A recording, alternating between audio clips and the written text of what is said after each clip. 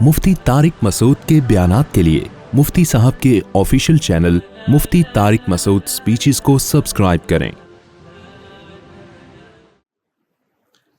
قرآن میں اللہ تعالیٰ فرماتا ہے کہ ظہر الفساد فی البر والبحر بما کسبت ایدی الناس، کہ لوگوں کے گناہ اس قابل ہیں کہ ہمیشہ کے لیے بارشیں روک لی جائیں۔ قرآن کا مفہوم بیان کر رہا ہوں، لیکن اللہ کو جانوروں کا خیال ہوتا ہے، بہت سارے لوگوں کا خیال ہوتا ہے، اللہ برساتا رہتا ہے بارشوں کو، کبھی اپنی کرامت ظاہر کرنے کے لیے، گناہوں سے توبہ کروانے کے لیے روک لیتا ہے تاکہ یہ ویسے توبہ نہیں کرتے تو بارش برسوانے کے لیے توبہ کر لیں۔ لیکن ہم ماشاءاللہ اتنے ڈھیٹ لوگ ہیں کہ ہم 27ویں رات کو بھی جو توبہ کر رہے ہوتے ہیں نا، مگرمچھ کے آنسو رو رہے ہوتے ہیں، ہم لوگ مگرمچھ کے آنسو رو رہے ہوتے ہیں۔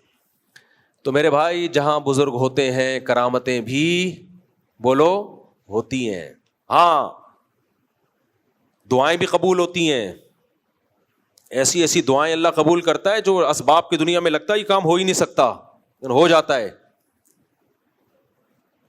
ہاں یہ ضرور ہے کہ کرامت کا باب، یعنی کرامت آپ نے جب کسی بزرگ کی مان لی یا یہ مان لیا کہ کرامت واقع ہو سکتی ہے، تو اس کا یہ مطلب نہیں کہ اب جو بھی اٹھا کے جو بھی پھینکتا رہے آپ لپیٹتے رہیں بیٹھ کے۔ کوئی بھی کچھ بھی بول دے میرے ساتھ یہ ہوا، آپ نے کہا بالکل یہ ہوا ہوگا آپ کے ساتھ، میں ہمارے بزرگ کے ساتھ یہ ہوا۔ بھائی ذریعہ کیا ہے؟ مستند ذریعہ ہو، اور جس کا واقعہ بیان کیا جا رہا ہے وہ بھی توحید پرست ہو اور اتباع سنت، متبع سنت ہو، وہ سنت کو فالو کرتا ہو تو مانا جائے گا۔ اگر ذریعہ ہی مستند نہیں ہے، جو بیان کرنے والا وہ انٹرنیشنل پھینکو ہے، وہ مشہور ہے کہ یہ پھینکتا رہتا ہے، اس کا کام ہی یہی ہے، یا جس کی کرامت بیان کی جا رہی ہے وہ بزرگ ہی نہیں ہے، تو پھر ہم نہیں مانیں گے اس کو۔ ایسے تو کچھ بھی بیٹھ کے لاتے رہو مارکیٹ میں اور لوگ لپیٹتے رہے بیٹھ کے۔ میں نے بتایا تھا نا، ایک صاحب پروفیسر صاحب تھے، وہ آتے تھے ہمارے اسکول میں، وہ آتے ہی اپنی تعریفیں شروع کر دیتے، اتنی تعریفیں کرتے ہم بیزار ہو گئے۔ ہم نے کہا اتنا نیک کوئی انسان ہو نہیں سکتا۔ تو پھر بچے شرارتی ہوتے ہیں، بچے کیا کرتے ہیں، وہ ٹیچر کے نا وہ یوں بیٹھ کے نا یوں ایک بچے کو میں نے دیکھا وہ یوں کر رہا ہے، میں نے کہا کیا کر رہا ہے؟ یہ پھینک رہے ہیں، میں مانجا لپیٹ رہا ہوں۔ پتنگ کا مانجا نہیں ہوتا۔ اسکول کے بچے بڑے شرارتی ہوتے ہیں، وہ پروفیسر نہیں تو سوری اسکول ٹیچر تھے، وہ آتے تھے اسکول میں اور اپنی تعریفیں بچوں کے سامنے، ہم بچے تھے ہمارے سامنے شروع کر دیتے۔ ٹیچر کا احترام ہے، لیکن آپ کو کیا پتا میں کس کی بات کر رہا ہوں، لیکن وہ ڈیلی نا میں ایسا ہوں، میں ویسا، میں اتنا قابل، وہ اپنی قابلیت، وہ تھے بھی قابل ٹیچر تھے واقعی، وہ تھے کیمسٹری کے ٹیچر تھے، بہت قابل تھے۔ اب کسی کو نہیں پتا چلے گا کس کی بات ہو رہی ہے، اللہ اگر وہ دنیا سے جا چکے ہیں اللہ مغفرت فرمائے، زندہ ہیں تو اللہ ان کی عمر میں برکت عطا فرمائے۔ تو وہ آ کے کیا کرتے تھے، میں اتنا قابل، ہر وقت۔ پہلے دن تو ہم نے کہا ماشاء اللہ سبحان اللہ، پہنچے ہوئے ٹیچر ہمارے، تھے واقعی قابل تھے وہ، ایسا نہیں کہ۔ اگلے دن آئے پھر میں ایسا، ہم نے کہا یقیناً اللہ نے نوازا ہے بھائی۔ تیسرے دن آئے پھر میں روزانہ ہی ہے ان کا 15 سے 20 منٹ اپنی تعریفوں میں چلتا تھا۔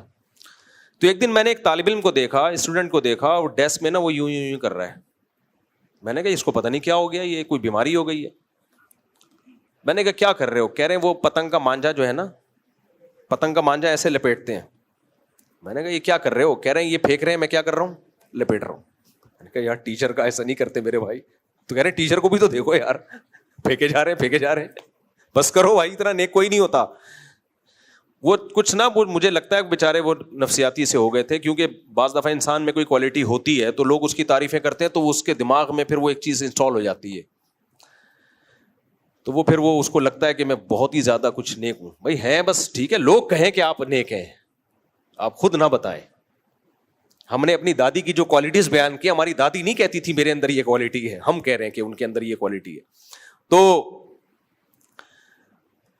تو پہلے زمانے میں دادیاں بھی ہوتی تھیں یار، اب تو شادیاں عورتوں کی اتنی دیر سے ہو رہی ہیں، دادی نانی بننے سے پہلے ہی فوت ہو جاتی ہیں۔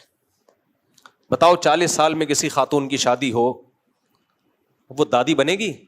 ایک تو پہلا بچہ، امکان جتنا عورت کی لیٹ شادی ہوگی نا، بچہ پیدا ہونے کا امکان اتنا ہی کم ہو جاتا ہے، تو بانجھ پنا بڑھ جاتا ہے، پھر بچے میں بیماریوں کا امکان بڑھ جاتا ہے۔ کزن میرج کے اتنے نقصان نہیں ہے پتہ ہے آپ کو جتنا 35 سال کے بعد بچہ پیدا ہونے میں ڈس آرڈر ہونے کا امکان ہوتا ہے. لیکن کزن میرج کو بڑا وہ کیا جاتا ہے, حوصلہ شکنی کی جاتی ہے اور جلدی شادی کی حوصلہ افزائی نہیں کی جاتی. بریسٹ کینسر کا چانس بڑھ جاتا ہے دیر سے شادی ہونے میں. خیر, تو اب دادیاں بننا ہی ختم, مارکیٹ سے دادیاں کیا ہو رہی ہیں, شارٹ. اپنی شادی اتنی دیر سے ہوئی ہے, پھر بچہ کب پیدا ہوگا, وہ کم وقت بڑا کب ہوگا, بڑا بھی نہیں ہو رہا ہوتا وہ.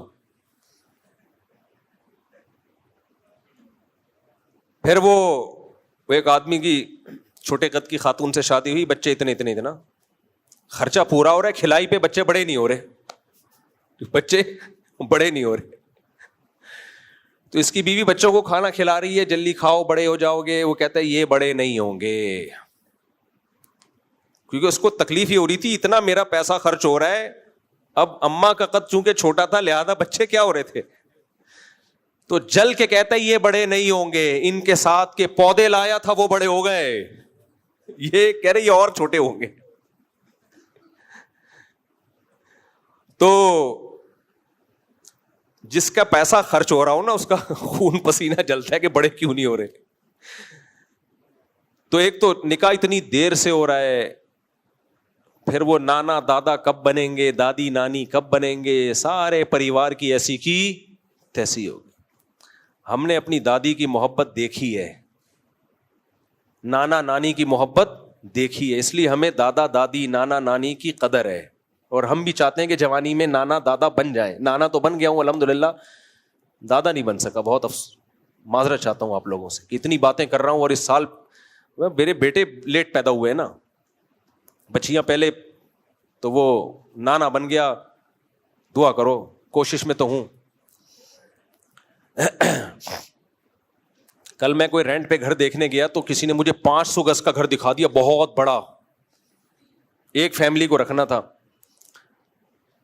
تو میں نے کہا یہ تو بہت بڑا گھر ہے. کہہ رہے نہیں آپ کے تو اتنی بڑی فیملی. میں نے کہا وہ ساری فیملی ایک ساتھ تھوڑی رہتی ہیں.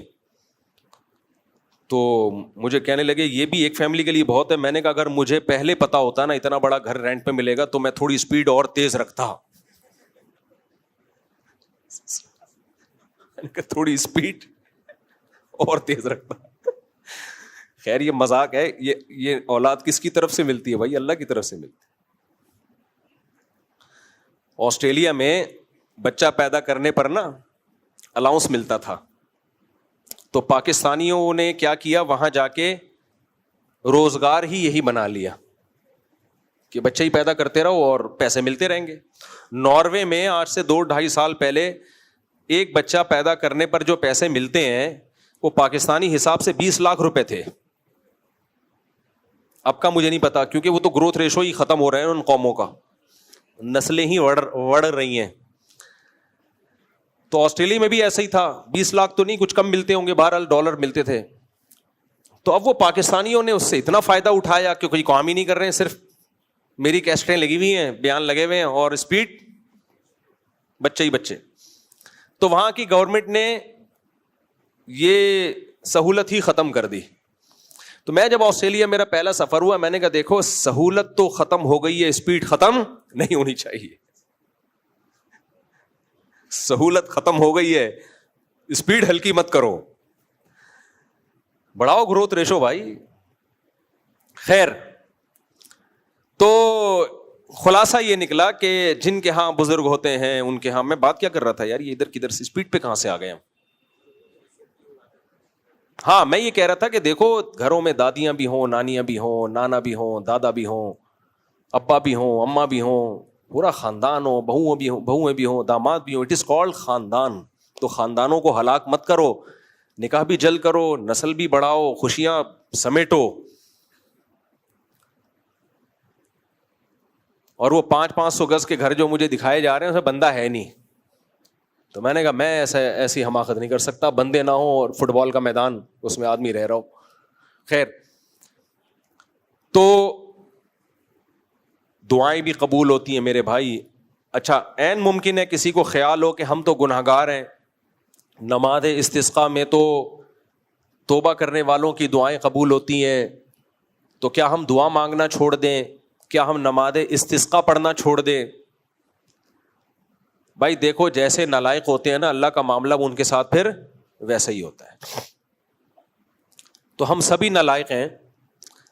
کبھی بھی اپنی برائی کی وجہ سے جو نیکی ہم کر رہے ہیں وہ نیکی نہیں چھوڑی جاتی. خوب سمجھ لو. یقیناً گناہ رکاوٹ بنتا ہے دعا کی قبولیت میں. تو اس کا حل یہ نہیں ہے کہ ہم دعا مانگنا چھوڑ دیں. اس کا حل یہ ہے کہ گناہ سے بچنے کی کوشش کریں. دعائیں مانگنی پڑیں گی. علماء کہتے ہیں بارشیں بند ہو جائیں, حل یہ ہے کہ نماز استسقاء کے لیے جاؤ اور گناہوں سے سچی مچی کی توبہ کرو. لیکن اگر سچی مچی کی توبہ کی توفیق نہیں مل رہی تو کیا نماز استسقاء ہی نہ پڑھیں؟ نہ, جو ایک خیر کا کام تھا وہ تو کرنا پڑے گا. وہ پھر اللہ کی مرضی ہے بارش دے یا نہ دے. ہو سکتا ہے اس وقت نہ دے, 6 دن کے بعد دے دے. بلکہ ان دعاؤں میں ایک دعا کو ایڈ کیا جائے کہ اے اللہ مجھ سے گناہوں سے توبہ کروا لے, مجھے گناہوں سے بچنے کی توفیق دے دے. میں نے ایسے لوگ بھی دنیا میں دیکھے ہیں جو گناہ گار تھے, گڑ گڑائے اللہ کے سامنے, اے اللہ ہم سے گناہ نہیں چھوٹتا, تو ہم سے چھڑوا دے. روئے اللہ کے سامنے, اے اللہ ہم سے ہمت نہیں ہو رہی, تو چھڑوا دے ہم سے. اللہ نے چھڑوا دیا ان سے. ایسے لوگ بھی ہمارے علم میں ہیں. اے اللہ ہم سے ہدایت کے راستے پہ نہیں چلا جاتا, تو پیشانی کے بالوں سے پکڑ کے ہمیں سیدھے راستے پہ چلا دے. باقی کوشش کرے انسان, لیکن دعا ایسے مانگے کہ بھائی میں تو بے بس ہوں, اے اللہ تو زبردستی چلا دے. تو اس لیے دعا سے کبھی پیچھے نہیں ہٹنا چاہیے, چاہے آپ کو گناہ سے بچنے کی توفیق مل رہی ہو یا توفیق نہ مل رہی. یہ دعائیں ہی آپ سے گناہ چھڑوائیں گی, یہ دعا ہی گناہ چھڑوائے گی.